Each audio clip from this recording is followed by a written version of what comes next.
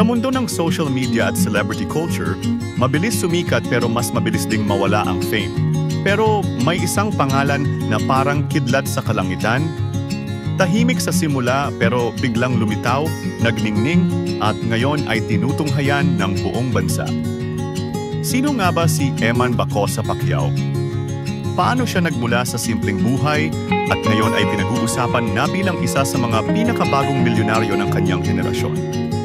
Ito ang kwento ng biglang pagyaman, biglang pagsikat, at biglang pag-angat ng batang minsang nakatago sa anino, pero ngayon ay nasa gitna na ng spotlight. Ako ang inyong kaibigan mula sa Land TV Entertainment, at ito ang dokumentaryo, ang biglang pagyaman ni Eman Bacosa Pacquiao, ang anak na di kailanman sumuko. Bago pa sumikat ang apelyido niya sa internet, bago pa siya makita sa television, at bago pa siya i-trending ng social media. Si Eman Bacosa Pacquiao ay isang batang lumaki sa payak na tahanan kasama ang kanyang ina na si Joanna Rose Bacosa. Hindi siya lumaki sa mansyon, hindi siya nasanay sa marangyang buhay, at hindi rin siya nakaranas ng VIP treatment. Ngunit ang hindi alam ng marami, ang pagkataong iyon masipag, tahimik, disiplinado ang mismong magdadala sa kanya patungo sa kanyang kinatatayuan ngayon. Lumaki siyang hindi sinusunod ng spotlight, pero sinusundan siya ng pangarap. Pangarap na hindi niya alam ay magpapayaman sa kanya balang araw.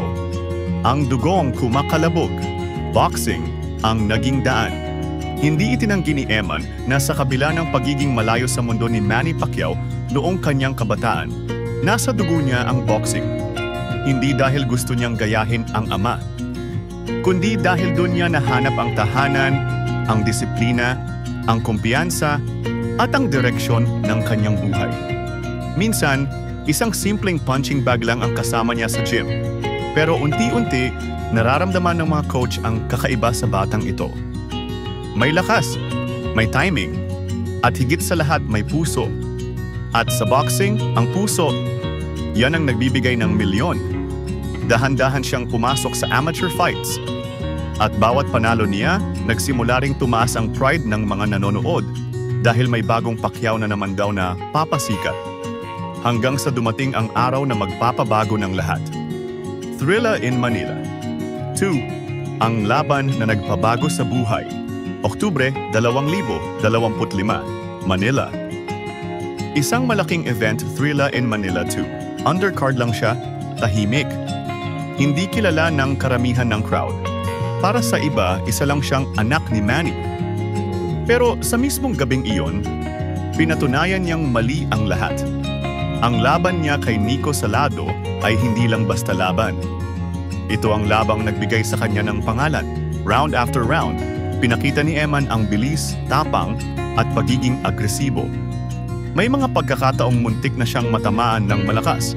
Pero tulad ng kanyang ama, hindi siya umatras.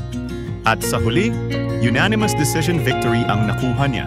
Score: 58-55, 58-55, 60-53. Dito nagsimulang magkaroon ng traction ang pangalan niya online.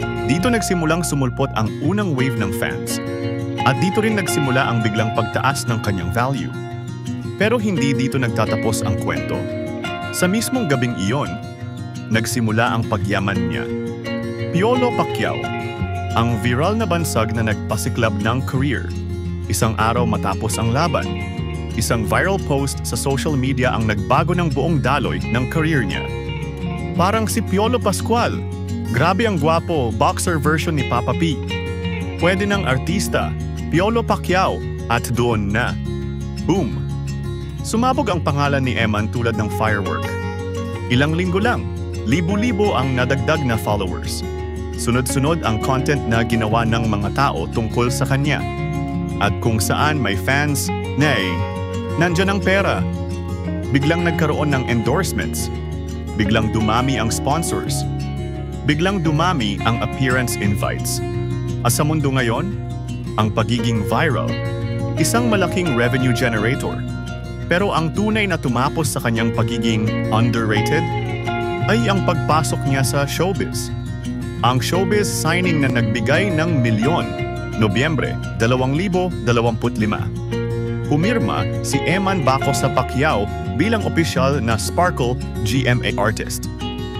Ito ang point kung saan literal na nag-iba ang buhay niya.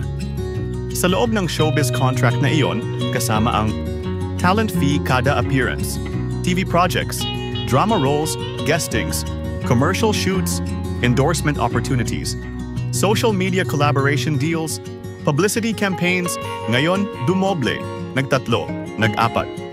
Ang isang episode guesting, bayad. Ang isang interview, bayad. Ang isang mall show, bayad. Ang isang brand photo shoot, bayad. At dito nagsimulang tawagin siya ng entertainment writers bilang the fastest rising young star in showbiz. Pero meron pang mas nagpasabog ng kanyang fame. Isang eksenang nag-trending worldwide among Filipino fans. Ang Jillian Ward moment, ang viral na pagkikita na nagpakyaw ng viewers, Nobyembre 24, 2025. KMJS, gabi ng Lagyem the Movie, premiere night. Ito ang unang pagkakataong nagkaharap si Eman Baco sa Pacquiao at ang kanyang celebrity crush na si Jillian Ward. Ang simpleng, paghawak ng kamay, pagyakap, pagngiti, pag-usap ay naging national trending topic. Daang libong fans ang nag-upload, nag-repost, nag-edit, nag-reaction video, at kasabay ng bawat video, tumataas ang value ni Eman.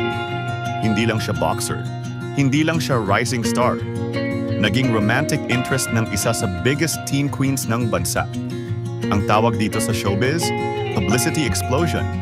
At kung may explosion, may kasamang money flow, ang income streams na nagpapayaman sa kanya. Narito ang breakdown kung bakit biglang yumaman si Eman. Boxing purse, fight bonuses. May kita sa bawat laban at sponsorships. Showbiz contract, GMA Sparkle, monthly talent fee project fees. Brand endorsements, clothing, fitness, lifestyle products, lahat interesado.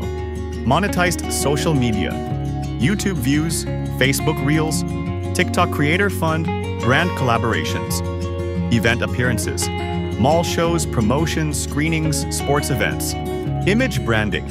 Sa panahon ngayon, ang Pacquiao surname ay brand. At ang branding ay pera, viral presence. Mas viral, mas maraming sponsors. Sa madaling salita, lumilikha ng pera ang pangalan niya kahit hindi siya nagsasalita. Ang ugat ng lahat, ang kanyang pagkatao. Ngunit bakit ba siya kinagigiliwan ng publiko? Simple lang. Kasi si Eman, hindi nagbago. Sa kabila ng biglang fame, sa kabila ng biglang pera, sa kabila ng biglang fans, nanatili siyang humble. Maayos magsalita, magalang. May respeto sa kanyang ina. May malasakit sa fans. At may dedikasyon sa trabaho. Sa panahon ng fake personalities, ang tunay ay rare. At ang rare ay mahal. Ang kinabukasan niya, $1 million potential. Kung ganito ang takbo ng career niya, tuloy ang boxing, tuloy ang showbiz, tuloy ang endorsements, tuloy ang viral moments, hindi malayong maging isa siya sa top-earning young celebrities ng bansa. Isang Pacquiao sa ring, isang Piolo sa camera, isang bagong icon sa henerasyon, at ang tamang exposure, disiplina, humility, bilyonaryo ang potential. Ang mensahe sa mga manonood mula sa batang tahimik hanggang sa binatang sikat, hanggang sa pagyaman ng hindi niya inaasahan. Ito ang kwento ni Eman Baco sa Pacquiao, ang bagong muka ng tagumpay. Kung may natutunan tayo sa kwento niya, ito ay simple. Hindi mo kailangang lumaki sa yaman para yumaman. Kailangan mo lang ng tapang, oras, disiplina, at ang saktong pagkakataon. Ako si Lan TV Entertainment at ito ang documentary na Ang Biglang Pagyaman ni Eman Baco sa Pacquiao. Huwag kalimutang mag-like, comment at subscribe para sa mga susunod pang kwento ng tagumpay, drama at inspiration.